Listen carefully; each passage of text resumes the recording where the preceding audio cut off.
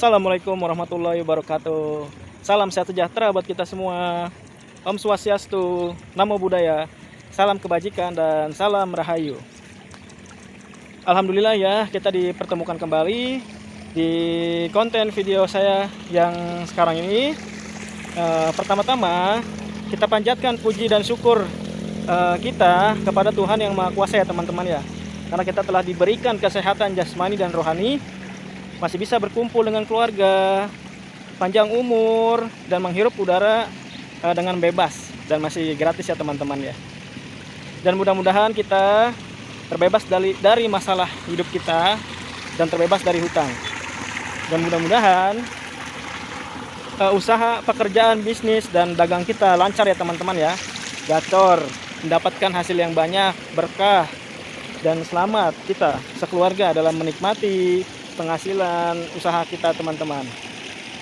Pada kesempatan ini saya akan membahas atau menyampaikan wejangan agama, petunjuk agama, yaitu kebenaran soal Ka'bah ya teman-teman ya. Nah, jadi sebelum saya menerangkan kebenaran soal Ka'bah yang di Mekah ya, yang di Arab Saudi sana. Nah, sebelum saya menerangkan, menjelaskan ke teman-teman, alangkah baiknya teman-teman jangan lupa subscribe, like, komen, dan share video saya ya. Mudah-mudahan bermanfaat, utamanya buat diri saya, teman-teman, dan sahabat-sahabat yang lainnya. Amin. Biasa teman-teman, sahabat-sahabat semuanya, kita nongkrong di pinggiran sawah, menikmati teriknya matahari, mudah-mudahan sehat badan saya, menikmati sejuknya angin sepoi-sepoi di sawah, dan sambil menikmati pemandangan sawah dan Pergunungan Salak di Bogor teman-teman. Inilah kerjaan saya setiap hari. Nongkrong di sawah. Yang penting tidak menyusahkan orang lain ya teman-teman ya. Nah, kita mulai bahas soal Ka'bah. Sebelum saya bahas soal Ka'bah, teman-teman sudah pasti tahu ya, utamanya kita sebagai umat Islam tahu Ka'bah itu di mana, bentuknya kayak apa, dan untuk apa Ka'bah itu? Ya untuk haji ya, yang berangkat ke sana mengelilingi Ka'bah dan lain-lain ya. Jadi Ka'bah itu bermula dari sejarah Nabi Ibrahim beserta keluarganya, Nabi Ismail alaihissalam dan istrinya, yaitu sebagai tempat singgah Ka'bah itu. Ka'bah adalah bangunan persegi 4 ya. Dijadikan Nabi Ibrahim, dibuatlah di tengah-tengah padang pasir pada saat itu sebagai rumah singgah. Karena kan Nabi Ibrahim kan sering dakwah teman-teman kemana-mana. Jadi itu dijadikan rumah singgah, bukan rumah utama, bukan persinggahan. Dan sebagai tempat ibadah juga, kemudian tempat berkumpul untuk ngaji istilahnya, kumpul buat dakwah di situ, buat yang orang tempat tinggalnya dekat Ka'bah, begitu teman-teman.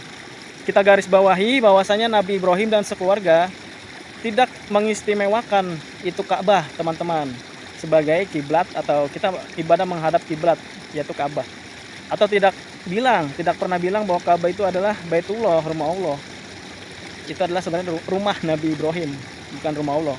Nah, ntar saya ceritakan juga bagaimana Mekah, Masjidil Haram bisa dikatakan sebagai tanah suci, Ka'bah juga. Ntar saya sampaikan teman-teman kebenarannya.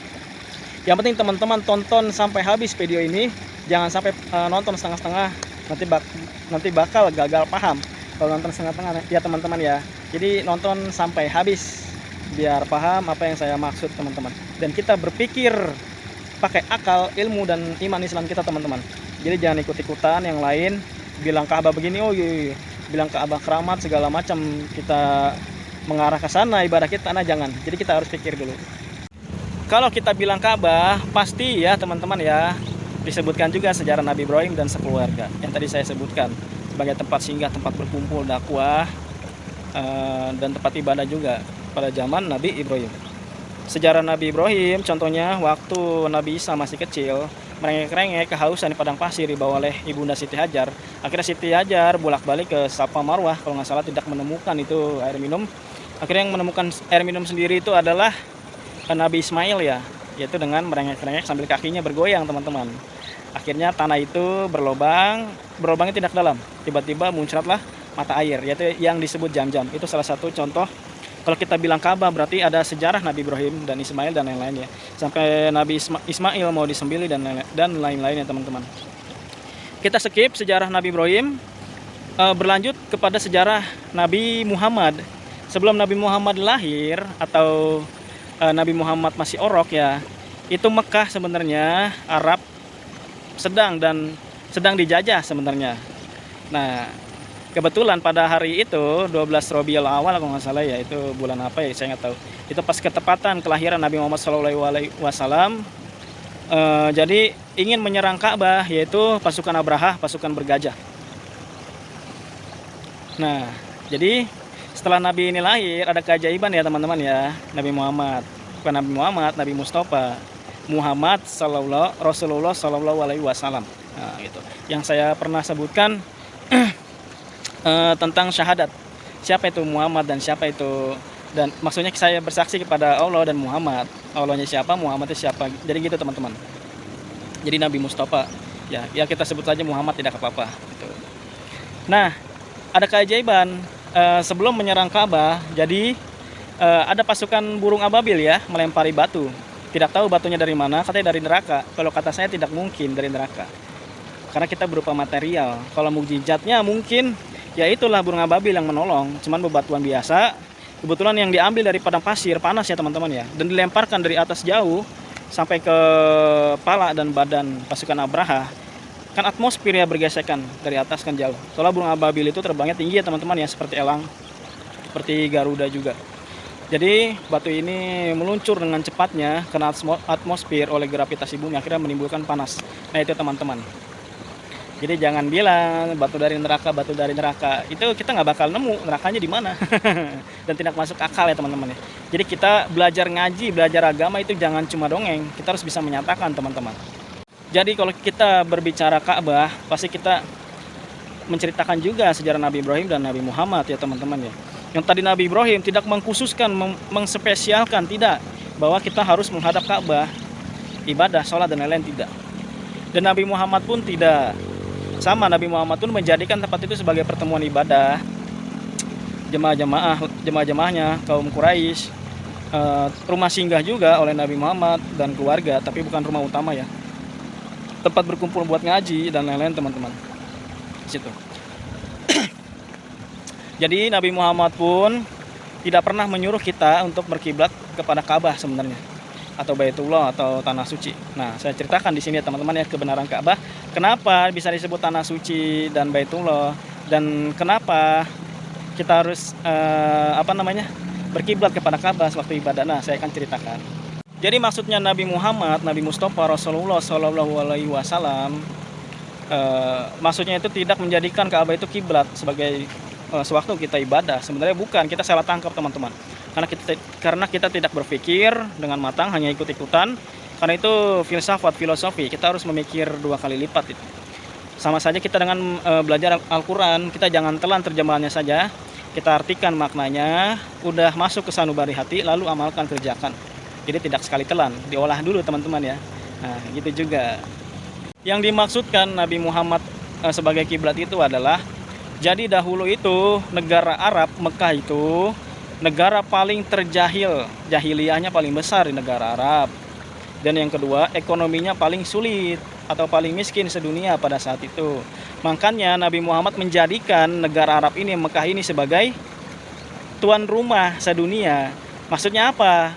Sebagai pusat perhatian kepada seluruh dunia untuk membantu bangsa Arab ini pada zaman dulu. Mungkin membantu secara material, mungkin masalah bahan pokok makanan, pengetahuan ilmu agama dan lain-lain ya. Itu yang ditujukan, yang direncanakan oleh Nabi Muhammad seperti itu, supaya negara Arab ini maju teman-teman. Nah, itu maksudnya kiblat seperti itu. Makanya kenapa dari zaman Nabi Ibrahim sampai zaman Nabi Muhammad bentuk Ka'bah itu persegi. Nah, jadi 4 penjuru.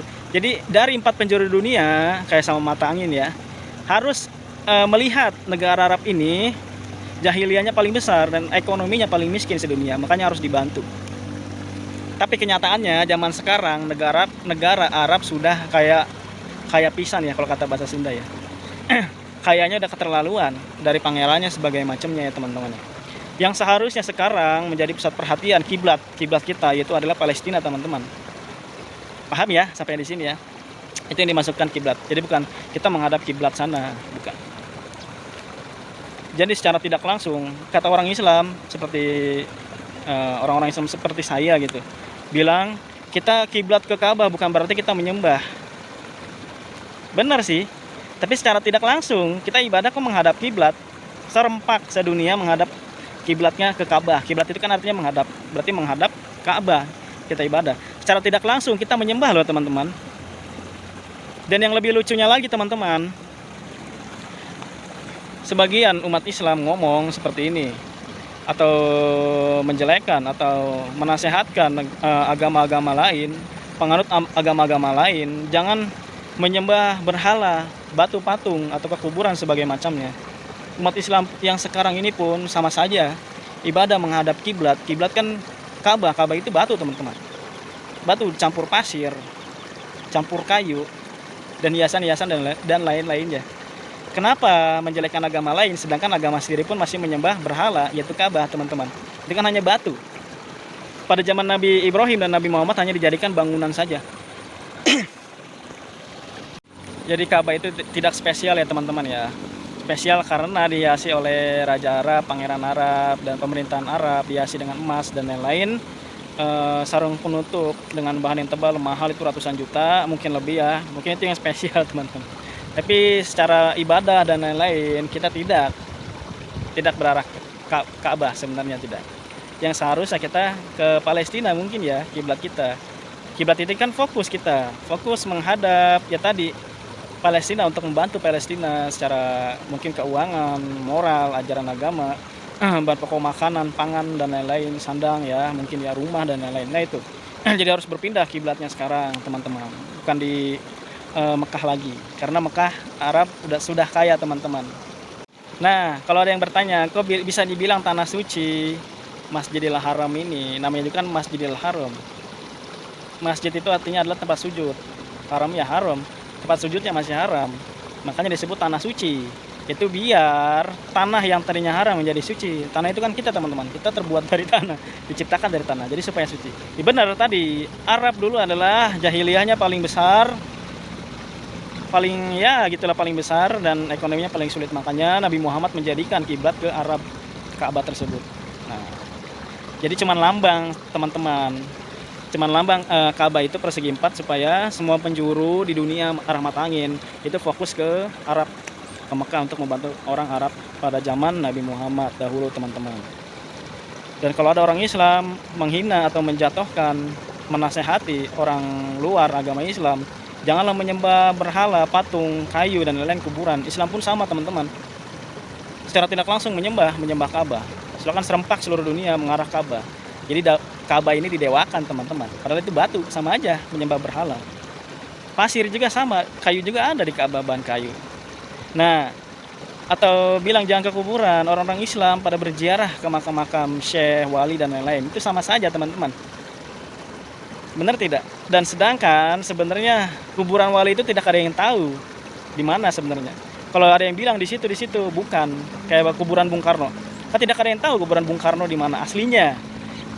Ada yang bilang di Blitar, ada yang bilang bukan. Nah, bingung ya. Karena kuburannya banyak, sobat-sobat. Jadi seperti itu ya, teman-teman ya. Jadi tidak munafik orang-orang Islam pada ziarah ke makam ujung-ujungnya minta keberkahan usaha. Kalau kan minta keberkahan usaha, syafaat dari wali dan lain-lain.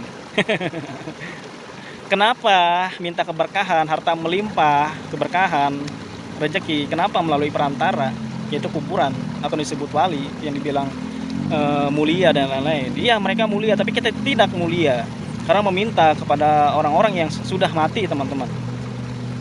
Minta kepada orang yang hidup, teman-teman. Pengen kaya, minta ke orang yang hidup.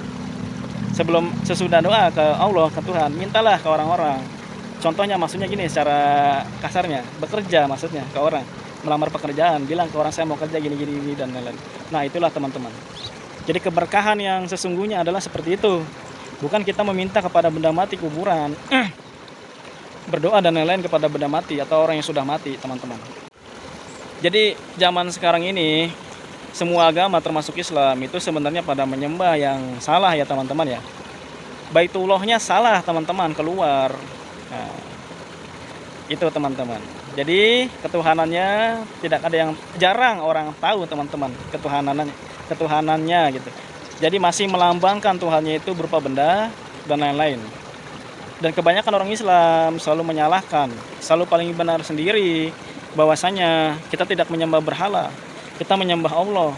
Sedangkan orang Nasrani, Hindu, Buddha dan lain-lain menyembah patung dan lain-lain.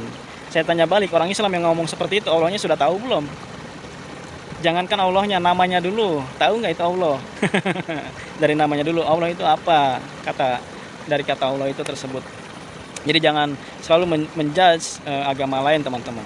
Baitullah itu adalah rumah Allah. Kita harus mencari rumah Allah yang sebenarnya, bukan di Ka'bah, teman-teman. Yang tadi tanah suci, kita yang harus suci, bukan Ka'bahnya yang suci. Itu benda mati, teman-teman, nggak bisa bergerak. Jadi secara tidak langsung kita menyembah kepada benda mati tersebut ya, teman-teman. Jadi di sini, teman-teman, gunanya kita belajar ma'rifat, mengenal Tuhan yang Maha Kuasa yang sebenarnya, agar kita menyembah tidak terlalu jauh, teman-teman ya, loncat jauh ke sana kemari dan lain-lain dengan tidak ada pengetahuan, ilmu dan lain-lain, teman-teman ya, ikut-ikutan kata-kata orang dan lain-lain. Jadi kurang lebihnya soal Ka'bah seperti itu ya, teman-teman ya.